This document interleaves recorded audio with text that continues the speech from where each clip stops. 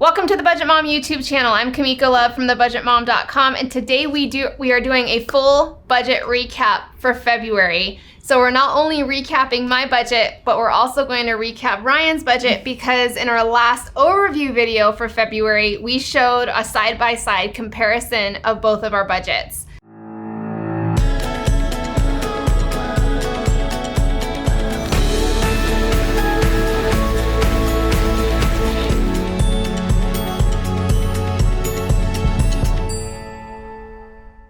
So Ryan gets paid twice a month. I get paid once a month. So that's a really big difference. We also do some of our spending categories and sinking funds and all of that a little bit differently. So whenever you are closing out your budget, what does that mean? So closing out your budget is essentially a way for you to see the nitty-gritty details of your spending, but not only that, know what your spending is telling you. So Ryan, what have you learned about your spending habits and your overall money management after closing out your budget? Because I know you've been using the budget by paycheck method for over a year. Yes. So what has closing out your budget done for you? I would say guidance is the big thing that it's given me, and like it's making things more concrete. Like I just had all these thoughts of, oh, I spent about this a month on food or whatever. But when I close out my budget, it's like, no, you spent this amount on food, and that's the truth. This is the truth. So guidance and just clarity is a huge thing that I've noticed change, and it just makes me stay more dedicated moving forward, knowing the real numbers. Yeah. Has it helped you at all perfect and tweak your budget so it's better in the future? Yeah, for sure. I have changed. Even still, I change my budget amounts every month. Yeah. Okay, perfect. So for me, closing out your budget, you know, we spend so much time throughout our tracking periods, right? We take time to create our budgets. We take time to track our spending, whether you do it manually or you do it online. Don't just leave all that hard work in the past and move on to the next month. You need to look at what that spending is telling you.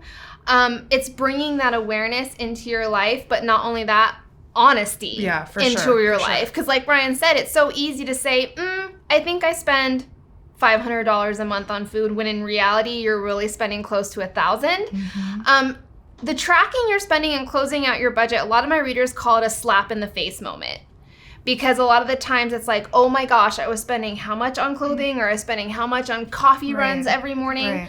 So it really does allow you to tweak and perfect your budget, tweak and perfect for a better budget in the future. Say that 5 times. I know, right? And another thing too I've noticed is it helps you kind of like, a lot of people struggle with, what categories do I need? Tracking your spending, you'll see it just kind of honestly tells you after you track your spending for a month what you're spending your money on, and that'll really help you break down into those categories. And your limits. Yeah, that too. And not just your limits, but like your realistic limits. Right. You know, and if you are just creating a budget for the first time, you should be creating a budget off of what you're realistically spending now. Not where you want to go, but what you're currently doing now. That's what is a realistic budget. Yeah. So we start with our trackers. Oh, I spent a lot more. Look at our. You have a fun life. So I have a fun life because I used a full tracker for my cash spending. So here's our cash trackers side by side. Let me make sure I didn't spend on the other side. Oh. See, that's what this one looks like with me.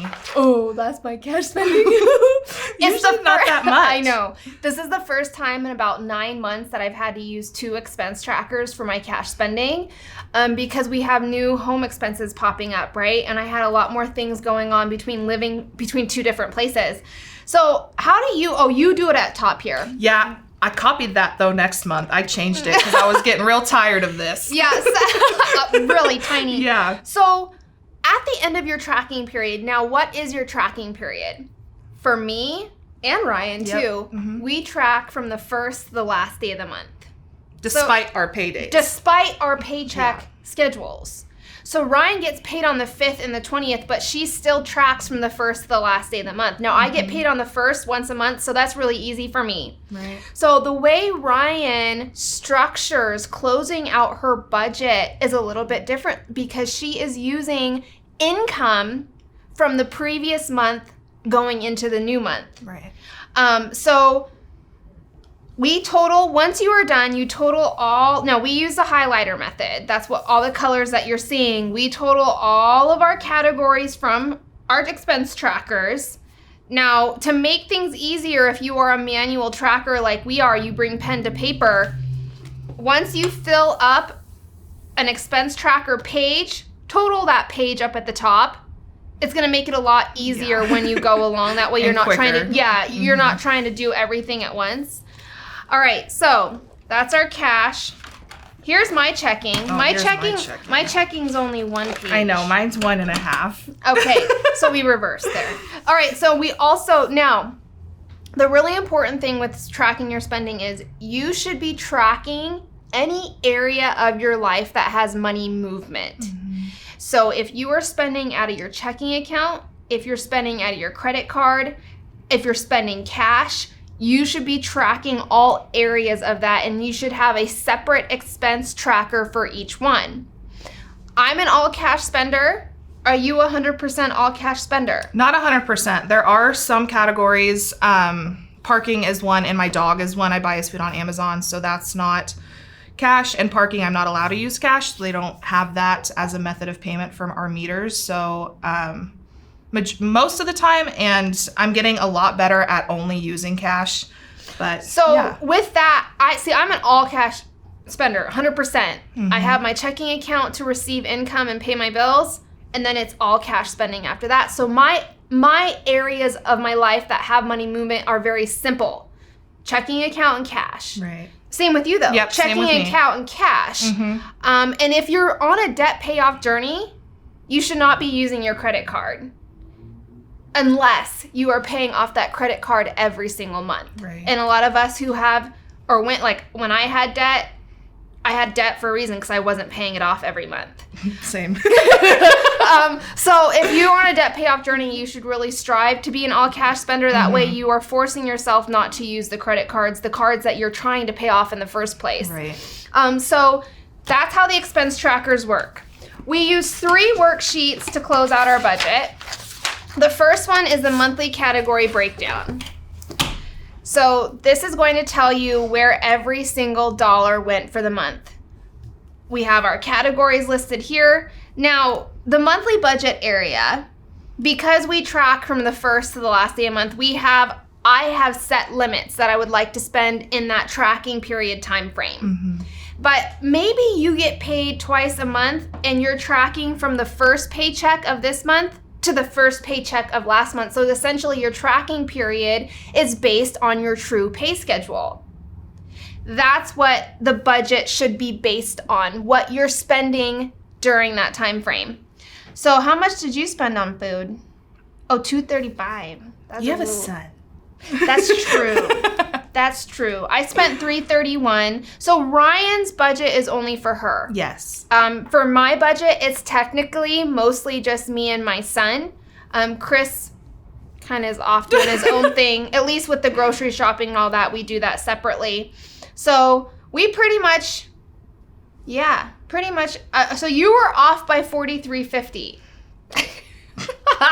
Tell us about that. Okay, so yes, I was off $43. I went back 2 times and re-added everything and did the math, everything, and I was still off by $43.50, and I was so mad at myself, I had to get up and like walk away for a second.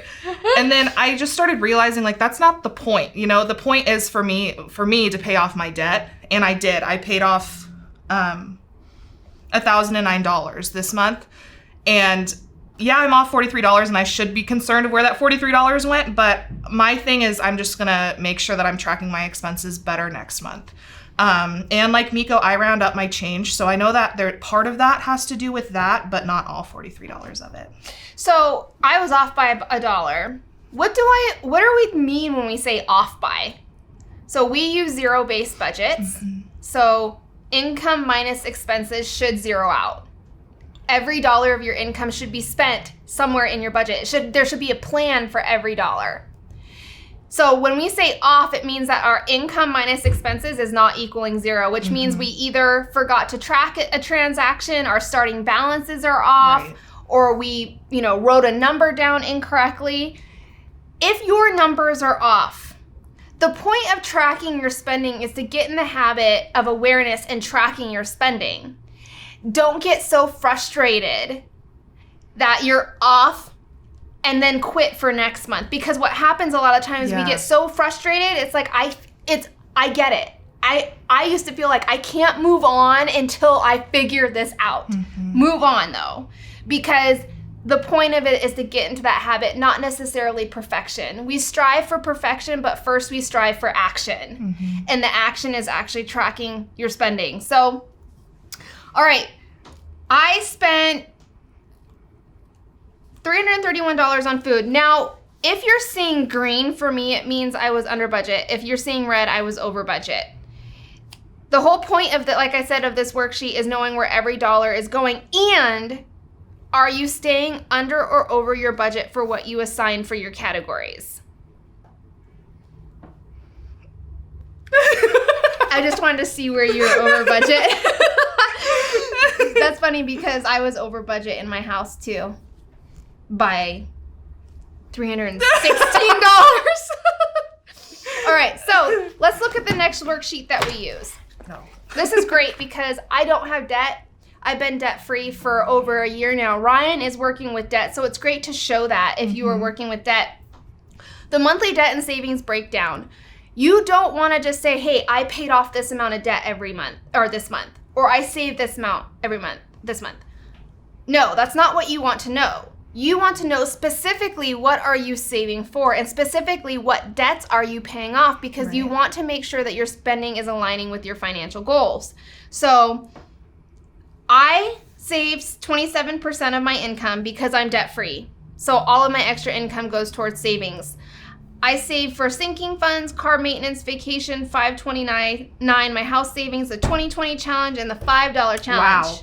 I had a lot of savings goals, but if you remember in my previous videos, I said I had 3 major savings goals this year. My $529 college fund for my kiddo, my house savings, and Disneyland. Now, you might be saying, well, Miko, Disneyland isn't in this.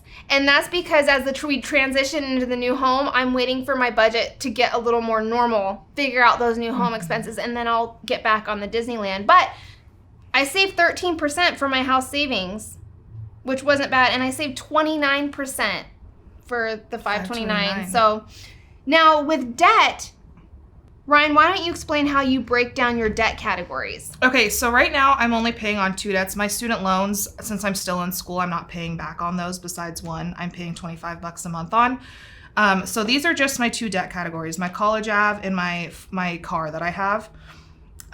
So total of what I paid for on these 2 combined is $1,009.81. So the percentage of my income that was paid towards debt was 23%, which I'm really happy with. Yeah, that's really good. 23% of your income went towards debt. Yeah. And so it's important for Ryan to not say, I spent $1,000 on my debt. No. What debt is she paying off? Because you can see your spending tells you what your priorities are. And if you look at Ryan, I can tell you right now, her priority right now is paying off her car. Is that accurate, Heck yeah, right? it is. I mean, close to $1,000 at $984 went towards that. So that's where the monthly debt and savings break down. The next worksheet that we look at is a monthly comparison. And this is essentially comparing your spending this month to last month. Why do we do that? Because every single month you should be striving and challenging yourself to do better in your budget. Are you hitting those small financial goals along the way? It's those small changes, those small actions that really make us succeed in the future. So with this, if you're seeing mine in pink, I spent more than last month. And if you're seeing it in green, I spent less than. Now here's the thing. Oh, that's so funny. My income decreased by $499. Your income increased by $408. If your income is increasing or decreasing from the previous month, your spending should be compensating for those changes. Somewhere in your budget, you either spent less or more than in your budget categories. It's good to see that where you're making those changes. So starting balance, it's the number one thing that people struggle with when closing out their budget. Because essentially, like Ryan, she is using her we'll say January 20th paycheck to cover bills that are happening in February. Right, yes. Which means that she is carrying over income from one month to the next. Which means that if she's closing out her budget the last day of the month, she's going to have a starting balance come the 1st. The unused income that she didn't use in January that she's going to be spending in February. That's what a starting balance is. It's what's in your checking account the first day of your tracking period. Now, I include it on my budget. Like, my starting balance is a budget category for me. I include it, and that way all of my percentages equal 100 on this page. So she doesn't, though, and that's fine. Yeah. She just has it marked on her expense trackers for that starting balance. And that's fine as long as it's tracked somewhere, because a lot of you, and like, I think you have a cushion, right? Yes. A checking account cushion. Yes. That checking account cushion, your checking account buffer, and if you're using a zero-based budget, I highly recommend starting a checking account buffer. That is also tracked in your starting balance. It's meant to be used if you need it. So it needs to be included as income, and your starting balance is included as income. So that is our February budget recaps for me and for Ryan. Yes. Now, I know that I usually show you my savings trackers and all of that, but if you want that information, I did a huge update on that on my Instagram stories that you can go check out. Just check out my IGTV channel on Instagram. Would you have anything else you'd like to share? Yeah, actually, there was... Oh, we got bonus content. Okay, so a lot of people message me and ask me how I go about closing my budget, because I am on a different pay schedule than Miko. I get paid on the 5th and 20th every month. So my paycheck from the 20th of each month has to last me until the 5th of the following month. So I still close up my budget on the last day of the month, and this is kind of how you go about that. So on the last day of February, on my last track right here, $479.78, that is how much was in my checking account when I was closing out my budget, and that number just gets right here. So there's still bills like this Disney Plus that I budgeted for February 20th, but it's not coming out of my account until March 1st. So this $761 right here, as well as my cushion like you were just talking about, is included in this starting balance right here. And then the same concept goes for cash. However much cash I had in my envelopes when I closed out my budget, I just put right here, regardless of my pay schedule. This is lasting me until the 5th when I get paid again. Yeah, I love that. And that's funny, because it's exactly how I did it when I was on, because I used to get paid on the 5th and 20th for over 9 years. And that's exactly how I did it. Just remember, the number one thing with your starting balance, if you have money sitting in your checking account when you close out your budget, it should be put on your starting balance for that new tracking period. Right. Period. Done. Period. Done.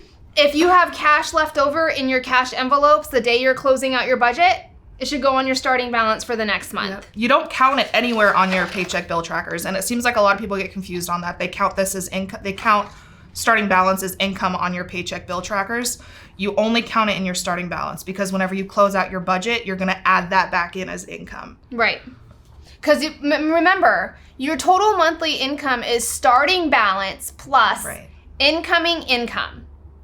Two parts to that equation, and starting balance is one of them. So that is our full February budget recap. If you found this video helpful, please like it and don't forget to subscribe. Ooh, my hair is fluffy today. Fluffy. Got fluffy hair. Fluffy hair.